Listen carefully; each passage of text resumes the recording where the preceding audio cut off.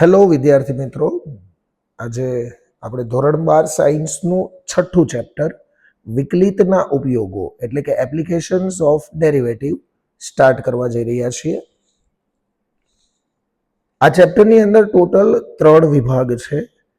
3 ભાગમાં તમારે આ ચેપ્ટર શીખવાનું છે, જેની અંદર 3 ઉપયોગ છે. એમાંનો પહેલો ઉપયોગ દર માપક તરીકે વિકલિતનો ઉપયોગ. ઓકે, કોઈ પણ રાશિ વધે છે કે ઘટે છે, વધી રહી છે તો એને આપણે વૃદ્ધિ દર કહીશું, અને કોઈ રાશિ ઘટી રહી છે તો એને આપણે ક્ષય દર કહીશું, અથવા તો નોર્મલી વધવાનો દર અને ઘટવાનો દર એવી રીતે વાત કરીશું. તો જ્યારે રાશિમાં વધારો કે ઘટાડો થઈ રહ્યો છે એ વખતે વૃદ્ધિ દર અને ક્ષય દરની ગણતરી કરવા માટે તમારે વિકલિતનો ઉપયોગ કરવાનો થશે. તો આ પહેલો ઉપયોગ છે. ત્યારબાદ વિકલિતનો બીજો ઉપયોગ છે વધતા કે ઘટતા વિધેયો નક્કી કરવા માટે. વધતા અને ઘટતા વિધેયો જે છે એની ઓળખ માટે એના રિલેટેડ આપણે કેટલાક કૂટ પ્રશ્નો સોલ્વ કરીશું, દાખલાઓ સોલ્વ કરીશું, અને એની અંદર આપણે વિકલિતનો ઉપયોગ કરવાના છીએ. તો સિમ્પલી હું તમને એક ગ્રાફ દોરી દઉં છું. ધારો કે કોઈ વિધેય આ બિંદુથી શરૂ થાય છે, વધે છે, ત્યાંથી પછી આગળ આ રીતે ઘટે છે, વળી પાછું વધે છે. ધારો કે આ ટાઈપનો આલેખ છે. તો હવે આ આલેખનું તમે એનાલિસિસ કરો. આટલા પોર્શનની અંદર વિધેય વધી રહ્યું છે, આટલા પોર્શનની અંદર વિધેય ઘટી રહ્યું છે, અને વળી પાછું વિધેય વધી રહ્યું છે. તો જ્યારે વિધેય વધે છે અને ઘટે છે, વધે છે અને ઘટે છે, એ જે કન્ડિશન છે એ કન્ડિશન અલગ ક્યાંથી તમે કરી શકો છો? આ બિંદુએથી અલગ કરી શકો છો, અને આ જે બિંદુ છે ત્યાંથી આપણે આ જે આલેખ છે એનો સ્પર્શક સમક્ષિતિજ સ્વરૂપે દોરી શકીએ. આ જે સમક્ષિતિજ સ્પર્શક છે, અચ્છા, સ્પર્શક સમક્ષિતિજ છે,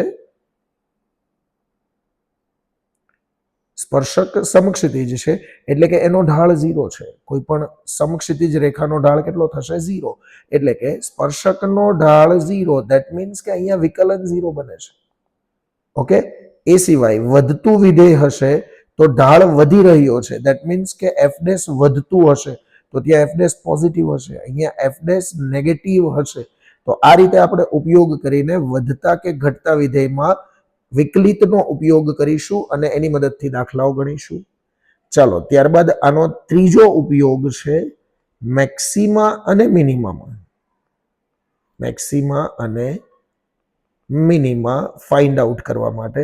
તો આ જ ગ્રાફને આપણે ઉદાહરણ તરીકે લઈએ છીએ. અહીંયા વિધેય વધી રહ્યું છે, ત્યારબાદ વિધેય ઘટી રહ્યું છે, અને વચ્ચે આ બંને કન્ડિશનને અલગ કરતું બિંદુ છે આ. બરાબર છે? તો અહીંયા વિધેયની મહત્તમ ઊંચાઈ મળે છે, મેક્સિમા મળે છે. સેમ રીતે ઘટે છે અને ત્યાંથી વધે છે ધારો કે, તો આ જે બિંદુ મળે છે, આ બિંદુ આગળ મિનિમમ હાઈટ મળે છે. એટલે આ છે મેક્સિમા, આ છે મિનિમા. તો સેમ રીતે વિકલિતની મદદથી આપણે મેક્સિમા અને મિનિમા આ પોઈન્ટ પર જોઈશું. એમ 3 અલગ અલગ ભાગમાં આખું ચેપ્ટર વહેંચાયેલું છે. તો આપણો પહેલો ટોપિક છે દર માપક તરીકે વિકલિતનો ઉપયોગ. ઓકે, આની અંદર ખાસ કરીને તમારે 2 વસ્તુ જોવાની છે, વૃદ્ધિ દર અને ક્ષય દર, વધવાનો દર અને ઘટવાનો દર. એક ઉદાહરણ દ્વારા સમજીએ. તમે ફિઝિક્સની અંદર શીખી ગયા છો કે જ્યારે અંતરને હું s દર્શાવું છું, અંતર એ સમયને સાપેક્ષ, s એ અંતર છે અને t એ સમય છે. સમયને સાપેક્ષ અંતરમાં વધારો થાય છે.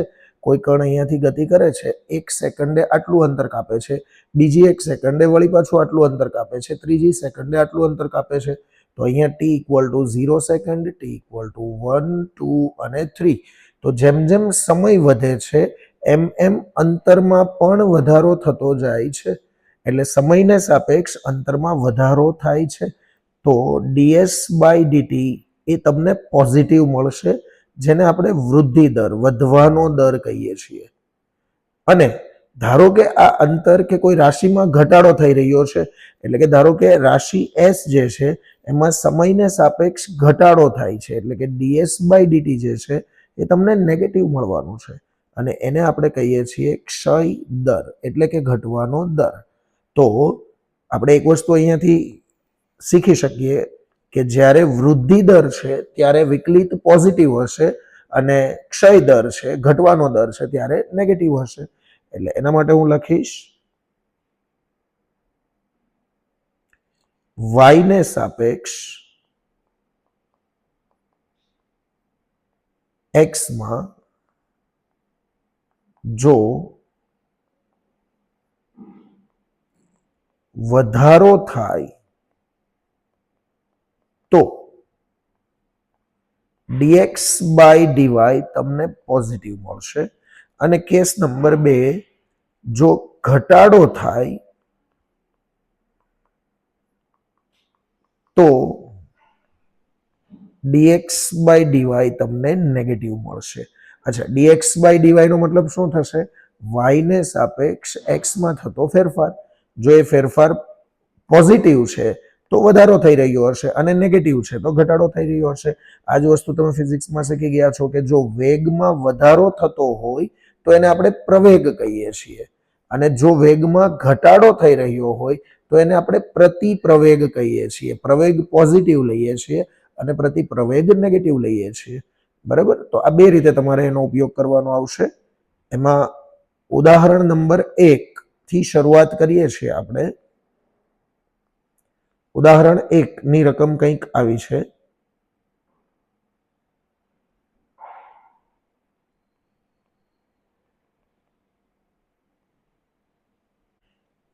ઉદાહરણ 1 ની રકમ આ રીતે છે કે 5 સેન્ટીમીટર ત્રિજ્યાવાળા વર્તુળના ક્ષેત્રફળમાં તેની ત્રિજ્યાને સાપેક્ષ થતા ફેરફારનો દર શોધો.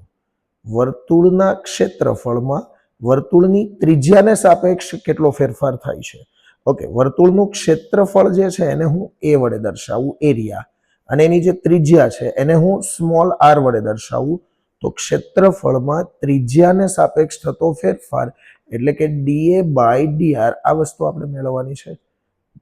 અને ત્રિજ્યા તમને આપેલી છે 5 સેન્ટીમીટર. તો એના માટે આપણે થોડું બેઝિક લખાણ કરીએ. ધારો કે વર્તુળની ત્રિજ્યા ઇઝ ઇક્વલ ટુ આર તથા વર્તુળનું ક્ષેત્રફળ ઇઝ ઇક્વલ ટુ એ. વર્તુળના ક્ષેત્રફળ એ નું ફોર્મ્યુલા છે પાઈ આર સ્ક્વેર. હવે એનું આપણે શું કરવાનું છે? ડીએ બાય ડીઆર મેળવવું હોય એટલે કે ક્ષેત્રફળનો ત્રિજ્યાને સાપેક્ષ ફેરફારનો દર મેળવવો છે એટલે આર ને સાપેક્ષ વિકલન કરવું પડશે. તો આર સાપેક્ષ વિકલન કરતા એનું વિકલન થશે d A by d r is equal to pi અચળ.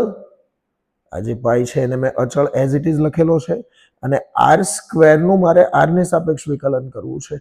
તો આર સ્ક્વેરમાં ઘાત આગળ, ઘાતમાં 1 નો ઘટાડો. That means d A by d r is equal to answer મળે છે 2 પાઈ આર. ઓકે, હવે ક્ષેત્રફળમાં ત્રિજ્યાને સાપેક્ષ થતો ફેરફાર તો મેળવી લીધો. વર્તુળના ક્ષેત્રફળમાં ત્રિજ્યાને સાપેક્ષ થતો ફેરફાર મેળવી લીધો. પણ આ વસ્તુ ક્યારે મેળવવાની છે? જ્યારે વર્તુળની ત્રિજ્યા 5 સેન્ટીમીટર આપેલી હોય ત્યારે. એટલે મારે આ જે આપણને પદ મળેલું છે એમાં ત્રિજ્યા આર બરાબર 5 મૂકવી પડશે. એટલે કે હું લખીશ આ રીતે. માટે d A by d r at r equal to 5 centimetre is equal to 2 pi ગુણ્યા આર. આર બરાબર 5 મૂકીએ તો આપણને આન્સર મળશે 10 પાઈ સેન્ટીમીટર સ્ક્વેર પર સેન્ટીમીટર. ઓકે, આનો એકમ કઈ રીતે મેં લખેલો છે? વર્તુળનું ક્ષેત્રફળ સેન્ટીમીટર સ્ક્વેરમાં માપી શકાય અને ત્રિજ્યા એ સેન્ટીમીટરમાં આપણે માપીએ છીએ. તો સેન્ટીમીટર સ્ક્વેર પર સેન્ટીમીટર અને કેટલો આન્સર આવે છે? 10 પાઈ. તો આ થઈ ગયું આપણું ઉદાહરણ નંબર 1. ત્યાંથી આગળ જોઈએ છીએ ઉદાહરણ નંબર 2, જેની રકમ કંઈક આ રીતે છે.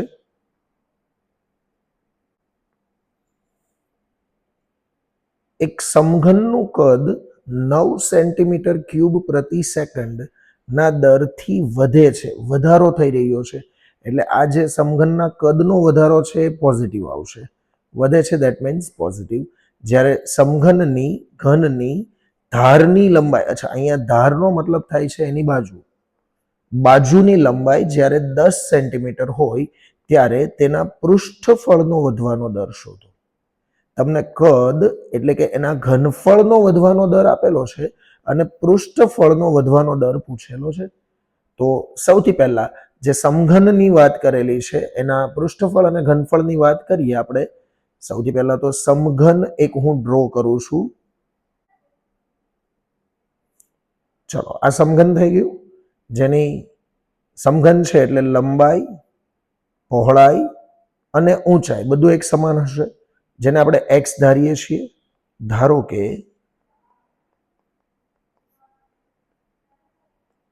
સમઘનની ધાર અથવા તો આપણે કહીએ છીએ એને બાજુની લંબાઈ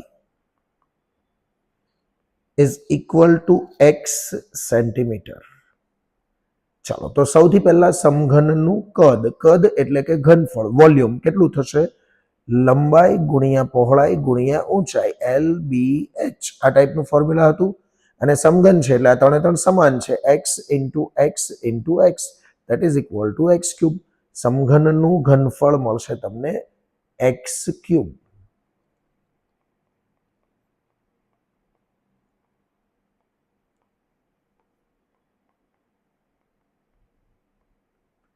સાથે સાથે સમઘનનું પૃષ્ઠફળ પણ આપણે મેળવી લઈએ, કારણ કે એનો વધવાનો દર પૂછેલો છે.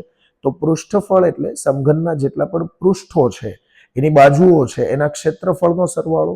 ચલો, હું અહીંયા આ જે નીચેનું પૃષ્ઠ છે ત્યાંથી શરૂઆત કરું છું. તો આ એક ચોરસ હશે જેની લંબાઈ x અને પહોળાઈ પણ x જ છે. તો નીચેનું જે પૃષ્ઠ છે આ પૃષ્ઠ, એનું ક્ષેત્રફળ મળશે લંબાઈ ગુણ્યા પહોળાઈ કરો, x ઇન્ટુ x બરાબર x સ્ક્વેર. નીચેના પૃષ્ઠનું ક્ષેત્રફળ છે x સ્ક્વેર. સેમ રીતે ઉપરનું પૃષ્ઠ લઈએ તો એનું ક્ષેત્રફળ પણ x સ્ક્વેર મળશે. લંબાઈ અને પહોળાઈ બંને x જ છે, અહીંયા જે છે એટલું જ રહેવાનું છે. એટલે ઉપરના પૃષ્ઠનું અને નીચેના પૃષ્ઠનું ક્ષેત્રફળ x સ્ક્વેર. સાઈડમાં આ જે પૃષ્ઠ દેખાય છે એનું ક્ષેત્રફળ વન્સ અગેન એની લંબાઈ ગુણ્યા પહોળાઈ. આ ભાગને હું લંબાઈ લઉં, આ ભાગને પહોળાઈ લઉં, તો once again x into x equal to x square. એવી જ રીતે આ બાજુ જે છે, આ પૃષ્ઠ જે છે એનું ક્ષેત્રફળ પણ x સ્ક્વેર મળશે. સાથે સાથે આ આગળનું પૃષ્ઠ અને આ પાછળનું પૃષ્ઠ બંનેની લંબાઈ પહોળાઈ x એક સરખી છે. યસ, તો આ જે પૃષ્ઠ છે એનું ક્ષેત્રફળ x સ્ક્વેર, આ પાછળનું પૃષ્ઠ જે છે એનું ક્ષેત્રફળ પણ x સ્ક્વેર મળે છે. આમ 6 પૃષ્ઠ, નીચેનું, ઉપરનું, સાઈડના 2, એક આગળનું અને એક પાછળનું, 6 પૃષ્ઠોનું ક્ષેત્રફળ મળે છે x સ્ક્વેર. આ બધાનો સરવાળો કરીએ તો એ થઈ જશે 6 વખત x સ્ક્વેર, એટલે કે 6x સ્ક્વેર. તો તમે લખી શકો સમઘનનું કુલ પૃષ્ઠફળ is equal to 6x square. હવે ફરીથી રકમનું એનાલિસિસ કરીએ, રકમ ઉપર આવીએ તો એક સમઘન છે જેનું કદ એટલે કે વોલ્યુમ 9 સેન્ટીમીટર ક્યુબ પ્રતિ સેકન્ડના દરથી વધે છે, જ્યારે ઘનની ધારની લંબાઈ 10 સેન્ટીમીટર હોય, એટલે કે x બરાબર 10 સેન્ટીમીટર હોય ત્યારે પૃષ્ઠફળનો વધવાનો દર, પૃષ્ઠફળને ધારો કે હું s વડે દર્શાવું, સરફેસ એરિયા, તો પૃષ્ઠફળનો વધવાનો દર દેટ મીન્સ મારે ds/dt મેળવવાનું થશે. અને મને આપેલું છે ઘનનો કદનો વધવાનો દર, એટલે કે dv/dt. આ મને આપેલું છે. કદને આપણે વોલ્યુમ v વડે દર્શાવીએ છીએ. આ આપેલું છે 9 સેન્ટીમીટર ક્યુબ પર સેકન્ડ અને એની મદદથી આપણે ds/dt મેળવવું છે. ચાલો તો આગળ વધીએ દાખલામાં. સૌથી પહેલા આપણે સમઘનનું જે કદ છે એના ફોર્મ્યુલાથી શરૂઆત કરીએ. v is equal two x cube. હવે અહીંયાથી એક વસ્તુ જુઓ, રકમની અંદર આ તમને એક હિન્ટ આપેલી છે. કદ 9 સેન્ટીમીટર ક્યુબ પ્રતિ સેકન્ડના દરે વધે છે. વધવાનો દર સેકન્ડ એટલે કે સમયને સાપેક્ષ છે. તો આપણે વિકલન પણ હવે સમયને એટલે કે ટી ને સાપેક્ષ જ કરવું પડશે. ઉપરનો જે પહેલો દાખલો જોયેલો એમાં તમને ક્લિયર કટ આપેલું હતું કે ત્રિજ્યાને સાપેક્ષ તમારે ફેરફારનો દર મેળવવો છે. એટલે આપણે શું કરેલું, વિકલન ત્રિજ્યાને સાપેક્ષ કરેલું હતું. પણ અહીંયા સેકન્ડ એટલે કે સમયને સાપેક્ષ ફેરફાર કરવાનો છે. એટલે ટી ને સાપેક્ષ વિકલન કરીએ. D v by d t. એક્સ ક્યુબનું વિકલન કરીએ તો ઘાત આગળ ઘાતમાં એકનો ઘટાડો ઇન્ટુ એક્સનું થશે પાછું d x by d t. D v by d t તમને 9 આપેલું છે. 9 સેન્ટીમીટર ક્યુબ પર second is equal to 3x square as it is into d x by d t. આ આપણે મેળવવાનું છે અને પછી એની મદદથી આપણે પૃષ્ઠફળનો વધારાનો દર વધવાનો દર ડીએક્સ બાય ડીટી મેળવીએ. 3x સ્ક્વેરને હું ધારો કે છેદમાં લાવું તો ડીએક્સ બાય ડીટી બરાબર 9/3x નો વર્ગ. માટે ડીએક્સ બાય ડીટી બરાબર 3/x સ્ક્વેર. આપણને મળે છે ડીએક્સ બાય ડીટી એટલે કે એની જે સમઘનની બાજુ છે એમાં સમયને સાપેક્ષ થતા વધારાનો દર. ચાલો આની મદદથી આપણે પૃષ્ઠફળમાં થતો વધારાનો દર મેળવીશું. પૃષ્ઠફળનું સૂત્ર આપણે અહીંયા જોયેલું છે. સમઘનનું પૃષ્ઠફળ s is equal to 6x square અને એમાં થતો ફેરફાર વધારો આપણે મેળવવો છે. તો સમઘન માટે લખી શકીએ આપણે સમઘનનું પૃષ્ઠફળ s is equal to 6x નો સ્ક્વેર. ટી સાપેક્ષ વિકલન કરીએ તો ds by dt 6 as it is. X સ્ક્વેરનું તમે વિકલન કરો, આન્સર મળશે 2x અને x નું પાછું તમારે t ને સાપેક્ષ વિકલન કરવાનું છે. તો x નું t ને સાપેક્ષ વિકલન that is dx by dt. માટે ds by dt is equal to 6 ગુણ્યા 2 બરાબર 12x અને એના ગુણ્યા dx બાય dt જે કિંમત અહીંયા આપણને મળેલી છે 3/x સ્ક્વેર 3/x સ્ક્વેર. ચાલો આ કિંમત મારે લખવાની થશે. તો ds બાય dt એક વખત x આપણે કેન્સલ કરીએ. અંશમાં 12 ગુણ્યા 3 બરાબર 36 અને એના છેદમાં x. ઓકે, પૃષ્ઠફળમાં થતો વધારાનો દર ફેરફારનો દર આપણે મેળવવાનો છે. પણ ક્યારે કીધેલું છે તમને? જ્યારે ધારની લંબાઈ એટલે કે બાજુની લંબાઈ 10 સેન્ટીમીટર આપેલ હોય ત્યારે. એટલે કે મારે x બરાબર 10 સેન્ટીમીટર મૂકવાનું થશે. That means ds by dt at x equal to 10 is equal to 36/x બરાબર 10 એટલે કે 3.6. ચાલો હવે એનો એકમ લખીએ. પૃષ્ઠફળ એ સેન્ટીમીટર સ્ક્વેરમાં આપણે માપીએ છીએ અને સમય એ સેકન્ડમાં આપેલો છે. તો એકમ બનશે સેન્ટીમીટર સ્ક્વેર પર સેકન્ડ. આ થઈ ગયો આપણો આન્સર. ત્યાંથી આગળ ઉદાહરણ નંબર 3 જોશું, જેની રકમ કંઈક આ રીતે છે. શાંત સરોવરમાં એક પથ્થર નાખવામાં આવે છે, જેના લીધે શું થાય છે કે પાણીમાં વર્તુળાકાર વમળો સર્જાય છે. ઓકે, આ અનુભવ તમે બધાએ કરેલો હશે. શાંત પાણીમાં તમે પથ્થર ફેંકો એટલે વર્તુળાકાર વમળ સર્જાય. જેમ કે ધારો કે આ સરોવર છે, હું અહીંયા પથ્થર ફેંકું છું તો પહેલું વમળ આટલું હશે, એ જ મોટું થઈને વિસ્તરીને આગળ વધે છે. આ રીતે વમળ મોટું મોટું મોટું મોટું થતું જાય છે. દેટ મીન્સ કે એની ત્રિજ્યામાં વધારો થાય છે. તો ત્રિજ્યા 4 સેન્ટીમીટર પ્રતિ સેકન્ડના દરે વધે છે. ત્રિજ્યામાં થતો વધારો વર્તુળની ત્રિજ્યા એટલે કે r માં થતો વધારો dr બાય dt. કારણ કે જો તમને અહીંયા પ્રતિ સેકન્ડ આપેલું છે એટલે સમયના સાપેક્ષ થતો વધારો છે. dr/dt બરાબર 4 સેન્ટીમીટર પર સેકન્ડ. જ્યારે વમળની ત્રિજ્યા r બરાબર 10 સેન્ટીમીટર હોય ત્યારે વર્તુળના ક્ષેત્રફળમાં કેટલો વધારો થાય છે, ક્ષેત્રફળ કેટલી ઝડપે વધે છે એવું પૂછેલું છે. તો જેટલી ડિટેલ્સ આપેલી છે એટલી પહેલા હું અહીંયા નોટ ડાઉન કરીશ. સૌથી પહેલા ત્રિજ્યામાં થતો વધારો, વમળની ત્રિજ્યામાં થતો વધારો એટલે કે dr/dt એ કેટલો આપેલો છે આપણને 4 સેન્ટીમીટર પર સેકન્ડ. ત્યારબાદ જ્યારે r બરાબર 10 સેન્ટીમીટર હોય ત્યારે ક્ષેત્રફળ કેટલી ઝડપે વધે છે, ક્ષેત્રફળમાં થતો વધારો એટલે કે dA/dt મેળવવું છે. પણ પર્ટિક્યુલર r બરાબર 10 સેન્ટીમીટર આપેલ હોય ત્યારે. ચાલો તો ખૂબ જ ઇઝી દાખલો છે. સૌથી પહેલા વર્તુળનું ક્ષેત્રફળ a બરાબર બનશે πr², જેનું હું t સાપેક્ષ વિકલન કરું તો dA/dt is equal to pi અચળ એઝ ઇટ ઇઝ, અને r² નું વિકલન થશે 2r, સાથે સાથે r નું થશે dr/dt સાંકળના નિયમ પ્રમાણે. હવે આ dA/dt મેળવવું છે પણ ક્યારે, r બરાબર 10 હોય ત્યારે. એટલે હું અહીંયા r બરાબર 10 મૂકી દઈશ અને dr/dt ની કિંમત તમને ઓલરેડી રકમમાં આપેલી હતી 4 સેન્ટીમીટર પર સેકન્ડ, તો એ કિંમત પણ અહીંયા મૂકી દઈશ. તો dA/dt ક્ષેત્રફળમાં થતો વધારો r બરાબર જ્યારે 10 સેન્ટીમીટર હોય ત્યારે પાઈ ગુણ્યા 2 ગુણ્યા r, pi as it is, 2 as it is, r ની વેલ્યુ આપણે લેવાની છે કેટલી, 10. તો એના ગુણ્યા 10 ગુણ્યા dr/dt.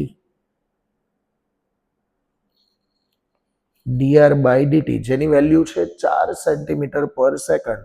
તો હું અહીંયા ગુણાકાર કરીશ 4 સાથે. ફાઇનલી આપણને આન્સર મળશે, આ બધાનો ગુણાકાર કરીએ તો 4 ગુણ્યા 2 બરાબર 8, 8 ગુણ્યા 10 80 ગુણ્યા પાઈ દેટ ઇઝ ઇક્વલ ટુ 80 પાઈ. અને એનો એકમ તો ભાઈ ક્ષેત્રફળ છે જે સેન્ટીમીટર સ્ક્વેરમાં માપીએ છીએ અને છેદમાં સમય છે જે સેકન્ડમાં આપેલો છે, એટલે સેન્ટીમીટર સ્ક્વેર પર સેકન્ડ.